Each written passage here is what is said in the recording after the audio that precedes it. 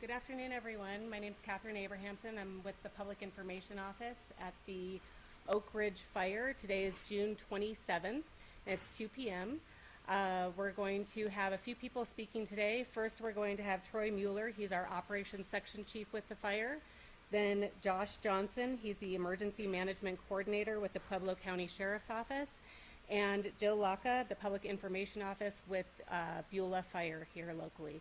And if you could please hold your questions to the end, we'll take those at the end of everyone's comments. All right, thank you, Catherine. Yeah, my name is Troy Mueller. I am the Operations Sections Chief for Rocky Mountain Area Complex Incident Management Team 3. I'm going to give you a brief update on the fire and talk about some of our strategies and where we're going with the fire. Currently, the fire is sitting at about 1,025 acres as of the last multi-mission aircraft flight that we got yesterday. We've got the fire broke into 3 divisions: Division Alpha, Division Kilo, and Division Uniform. Division Alpha up on the north end, Kilo on the southeast, and then Division Uniform runs from the southeast all the way back up to the northwest. And just for orientation, the community of Beulah sits down here. We have ground forces that are working on the ground. We're utilizing aerial aircraft for helicopter bucket drops and also large air tankers for retardant drops. Most of our ground forces are in Division Alpha and Division Kilo, trying to go as direct as they can on the fire line where they can do so safely. This fire is in what is called a full suppression strategy. However, with the remoteness of the west end of Division Alpha and most of Division Union, it's pretty rugged country out there, and we are not able to safely put ground forces out there. So that's where we're utilizing the large air tankers and the helicopter water bucket drops to kind of keep this area in check here. What that's allowing us to do is it's allowing us to keep the fire in its current footprint, but it's not putting the fire completely out. We realize that this fire is going to be on the landscape for a while, and that we're not going to be able to put forces in here to reinforce those areas where we're putting down retardant and water drops. What we're doing then is we are developing a strategy as to where we can herd this fire, utilizing natural landmarks, the terrain, the fuel, and how we can safely put our responders into areas. Some of the stuff we have is we have the highway that runs on the west going around to the north, and then for those that are familiar, up along in here we have the Jenkins fire from 2016. We're going to try to utilize that fire scar because that's an area that has burned previously, and we're pretty confident that if the fire goes into there, it's not going to make a big run through that old burn scar. And we also have Highway 165 that runs along the west side. We've spent a lot of time using computer models and identifying all of the values at risk and being able to look at a larger area where we can do so safely and under our terms is one of the options that we are exploring right now as to how to best handle the fire. We are experiencing some thunderstorms today, which are producing some outflow winds in excess of 45 miles an hour. Those winds are kind of pushing the smoke back to the southeast, but most of that smoke is coming from interior pockets of unburnt fuel. So it's nothing that we are real concerned about right now, but you may see some more smoke down into the Beulah Valley and then out towards the southeast. We are monitoring all of that and making sure that the fire's staying in its footprint. Like I said, we have done quite a bit of groundwork along this east side, and that side of the fire line is a lot stronger and more likely to hold. As far as timeline, as for how long, we're not sure how long this fire is going to be burning.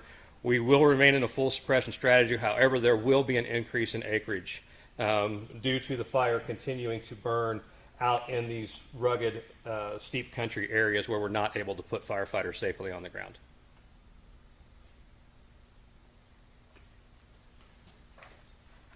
Josh? Thanks, sir. Good afternoon. My name is Joshua Johnson. I'm the Emergency Management Coordinator for the Pueblo County Sheriff's Office. I'll be speaking today on behalf of Sheriff Lucero.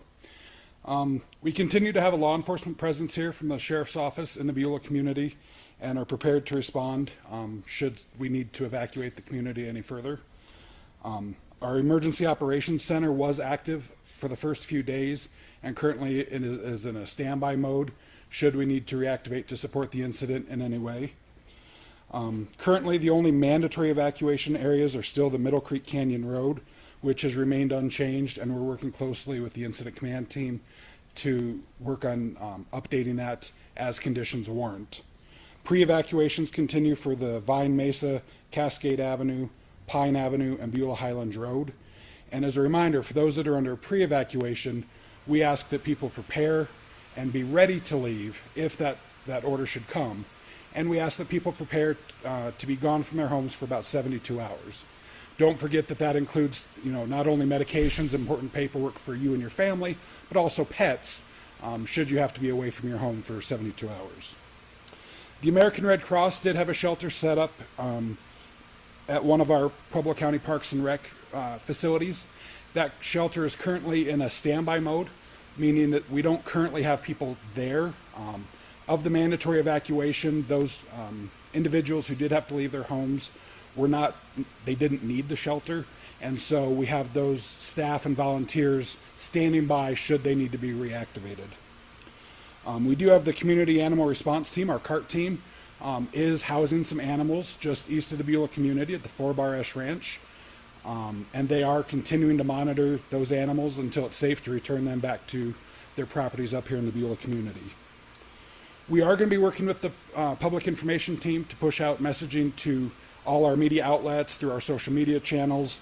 And this will be similar to the St. Charles fire that we had last year, where we would ask people who don't have social media and want to get a text message update, you'll text a keyword to a phone number, and that will opt you in. And then daily, when the PIO team puts out their daily update, like we did a few hours ago with a map and kind of a one-page, here's a summary of what's happened, that will go to people's cell phones. And once that's in place, we'll share it on all of our different social media channels, which brings me to the next point. We ask that people follow trusted official social media sites, the Oak Ridge Fire 2024, the Pueblo County Sheriff's Office site, and the Beulah Fire Protection District site for official news related to this incident. Finally, for those who haven't signed up for Pueblo County emergency alerts, in general, we ask that you go to the Sheriff's Office website at pueblosheriff.com, and if you scroll down about halfway down the page, there's a section that says Stay Informed and a link for emergency alerts.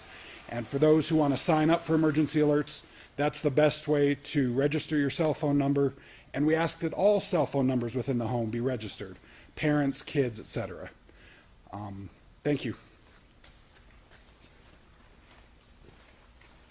Good afternoon. I'm Jill Lacka with the Beulah Fire Department. Here in the last couple days, the questions we've been inundated with mostly revolve around donations. So we have put together a list of the things that we can take, as well as drop-off locations. That is posted to our socials, but what we can take: bottled water, Gatorade, commercially prepackaged snacks, also monetary donations to the department. There's also a PayPal link on our website.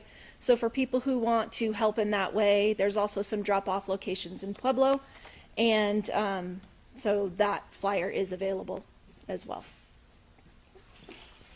And then we'll do questions here in just a second, but we did have one more. All right, questions right now. Would you mind going over again, how these different areas are spreading in the hope of going into that burn scar again? So look, I'll make a clarification. When we talk about the Junkins fire up here to the north, that's not dead set on that's where we're going with. That's just one of many options that we're exploring. We always like to have several plans because, as everybody knows, you can fight fire and you can try to predict where it's going to go, but fire's going to do what it wants to do. It's a natural phenomenon. It's going to go where the fuels are, where the terrain is, and where the weather takes it. So we like to have, we want to come up with several different options. And so we're exploring all the options that we can on what we can do with this fire and what it's going to be able to look, or what it's going to end up looking like on the landscape. So like this area here, there are several different features that we can try to utilize, but when we look at features that we can use, if we can't go with direct fire line attack on it, and we're looking at indirect stuff, We're looking at values at risk. We're looking at risk to the firefighters. We're looking at probability of success. And we want to get our probability of success as high as we can while having our risk to responders as low as we can. We want to shift that balance. And so we explore several options. And that's what we have. We have contingency groups that are looking at different options. We have structure groups that are identifying all of those values at risk and deciding what we need to do with structures and stuff like that. But like I mentioned, this, that where we are able to go direct on it is the best option to try to control it. And which area had the biggest growth as well?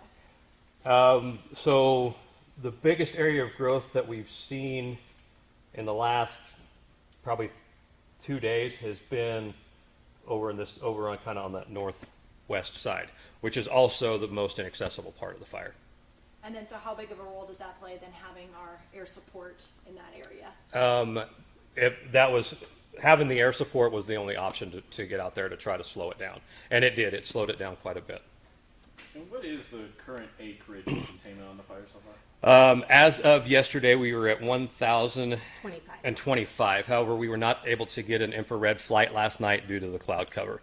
So it may have increased slightly overnight and throughout the day today. Hopefully this cloud cover will move off enough that we'll be able to get another infrared flight tonight. And how concerning has this wind been going through the Beulah Valley for the most part? I mean, you talk about building fire lines and whatnot, but how concerned has this weather been today when the wind's going through Beulah right now? You will see there's a lot of smoke up there, but again, a lot of the smoke that you're seeing is more from interior, which means away from the line, and it's more inside the fire. And because of the wind, it's going to push all that smoke right down the valley. We do have people that are monitoring it and watching it. They've seen a few areas of increase, but nothing that is threatening the current perimeter. So you're just getting smoke that's coming in. So it's other than the health hazard or the problem of the smoke. It's not the fire part of it isn't real concerning to us right now with the wind. Yeah, so this fire's not creeping into the town. No, Okay. no, it is not. And speaking of smoke being the health hazard, how concerned are you right now with people getting smoke inhalation and just, health problems? We do have 3 air quality monitors now that are up and running and monitoring the air for us in the Beulah community area. So we're keeping an eye on that very closely. And if that gets to be a concern, that'll be something that will be passed on, and we will let the people that need to know. Can you just talk about how challenging this wildfire has been? I mean, we go from really hot day, really cold day, really windy day, to really windy day, to maybe we get rain, maybe we don't get rain. So just talk about the challenges about this wildfire. So one of the biggest challenges is inaccessibility. And not only is it inaccessible to be able to put people in there, what's more concerning is it's inaccessible to get somebody out if we were to have an accident. In some of these areas, and we have ways to know how long it takes to get an injured firefighter or an injured person out of an area. When you get over here into Division Union, some of these areas, it's estimated 6 to 8 hours to get somebody out. And so that becomes a very big concern for us as far as safety for our safety for our firefighters and our responders, is if somebody gets hurt and we can't get them out of there, then that raises that risk to responder side of our scale. Something I was just going to add on to what Troy just said and to your question, ma'am, about the air quality. So as he said, they have the air quality monitors in place. They provide the data to us in emergency management and the sheriff's office. And we are working closely with the Pueblo Department of Public Health and Environment and the state health department on issuing any potential air quality advisories. So again, it's a cooperative effort between all of the different partners to make sure the data comes in. We work with the health departments and push that message out through various channels, issue advisories if we need to issue those. I think we'll probably wrap it up unless you guys have any other burning questions. Do we have an update on what that keyword is and number where we can push that out as well? So I'm hoping to have it out there today. I don't want to release it here live in front of everybody, but it will be, I think, consistent with our other messaging. It will be very short, sweet, and again, you'll text one number to the phone number that we provide, and it will automatically register your cell phone. No personal information has to be given. People can opt out at any time. They'll receive a welcome message that says, congratulations, you've now subscribed to the Oak Ridge Fire update page. And as I mentioned earlier, what will happen is once the press release, the PIO team gives me the information, generally around the noon time frame, plus or minus, we will push that out to everybody who has opted in. And so you'll just get one text message a day from that group, and it's just the daily update. So I don't want to give it out in case it changes, but hopefully by tomorrow. Could I ask one more thing? Would you just mind emphasizing why donations are needed? You know, with us being out here, we heard from the beginning, you know, you guys are good, but obviously now we're seeing this fire grow, you know, how that helps when the community, you know, supports you guys. There's signs coming in here of people loving the support, thanking you guys, but when it comes down to actually getting those items, what that means. Absolutely. So to begin with, firefighters are very humble and don't like to take donations, and that's where we started the beginning of the week. We did look at the fact that our one crew that is shuttling water to the helicopters that are filling, that crew alone was going through a case of water a day. And so it kind of became something of, you know what, we know that our community wants to help. Let's let them do that. And so I know that we just have been inundated with those calls, and a lot of people want to bake and make dinners. Unfortunately, we can't have anything that's not prepared in a commercial kitchen.